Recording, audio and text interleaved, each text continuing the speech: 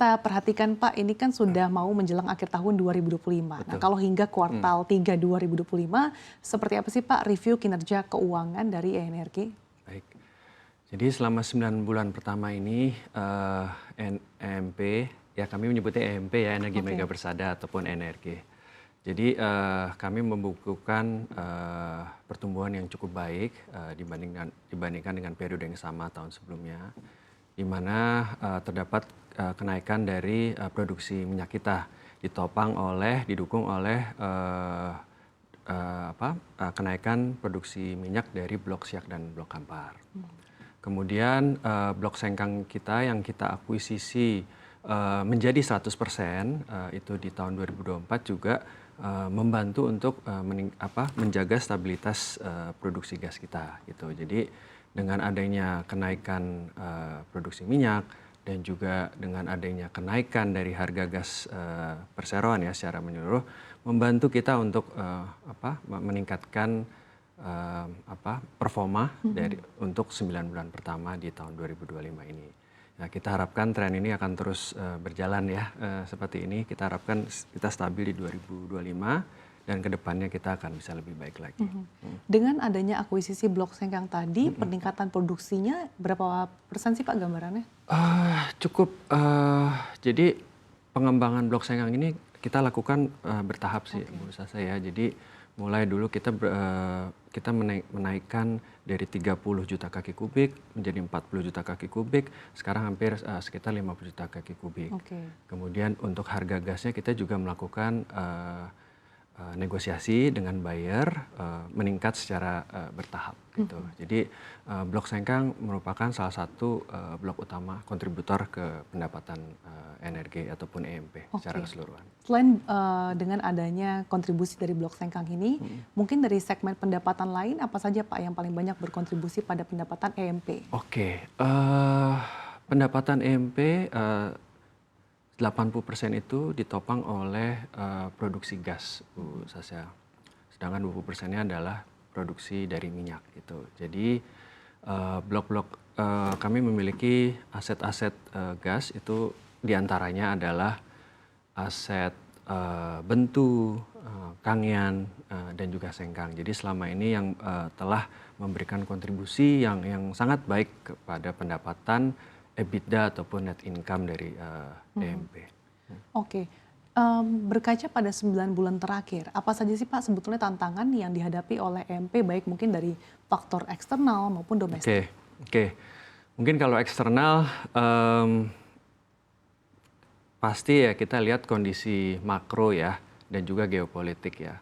Jadi ya kita lihat kondisi geopolitik seperti perang ataupun perang tarif yang secara langsung dan nggak langsung itu mempengaruhi perekonomian dan juga pergerakan nilai tukar, pergerakan nilai ataupun harga minyak dunia ya gitu ya. Mungkin kalau EMP itu walaupun 80% produksinya adalah gas, di mana memiliki harga jual yang tetap ya dan kontrak yang jangka panjang, tapi tetap saja secara nggak langsung mungkin bisa memberikan dampak mungkin dari segi biaya.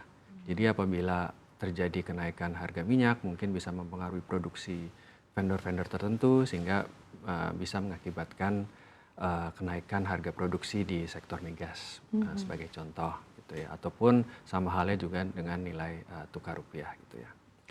Dan juga kondisi geopolitik seperti perang dan sebagainya ataupun kondisi kapan OPEC dan Amerika ataupun produsen di luar OPEC ya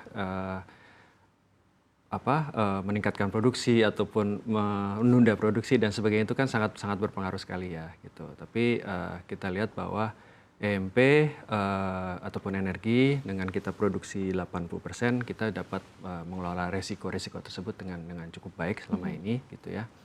Jadi pengaruh dengan fluktuasi harga minyak saat ini tidak memberikan dampak yang material gitu ya.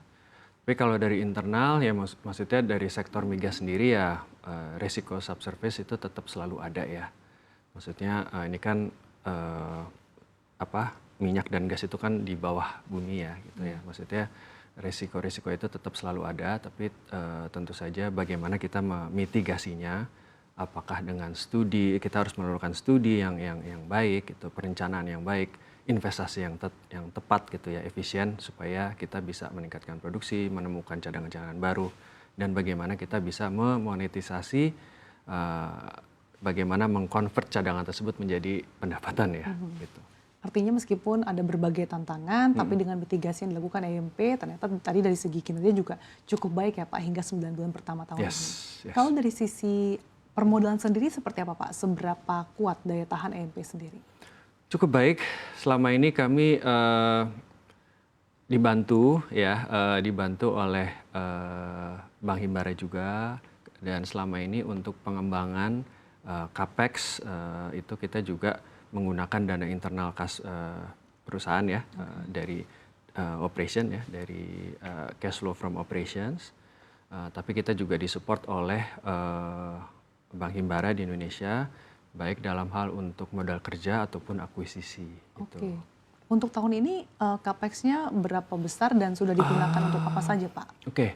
Untuk 9 bulan tahun 2025 ini kurang lebih sekitar 150-160 juta dolar Amerika, di mana digunakan untuk 3 hal utama, yaitu untuk pemboran sumur eksplorasi, kemudian pemboran sumur development untuk menjaga tingkat produksi, dan juga untuk seismik itu ini ya, untuk menentukan lokasi-lokasi kita pemboran, dan juga ataupun cadangan ya, itu kemudian pembangunan fasilitas itu kita mainly untuk 3 hal tersebut. Dan ke depan nih untuk sampai 2030 kita akan terus melakukan hal-hal 3 hal tersebut gitu ya. Jadi fokus utama ya Pak ya? Betul. Secara organik. Oke. Tadi kan Anda katakan 80% core bisnis dari EMP sendiri adalah gas ya Pak. 20%-nya artinya minyak ya Pak? Betul. Sejauh ini untuk bisa memastikan lifting minyak tetap terjaga, apa saja ya Pak yang dilakukan? Oke.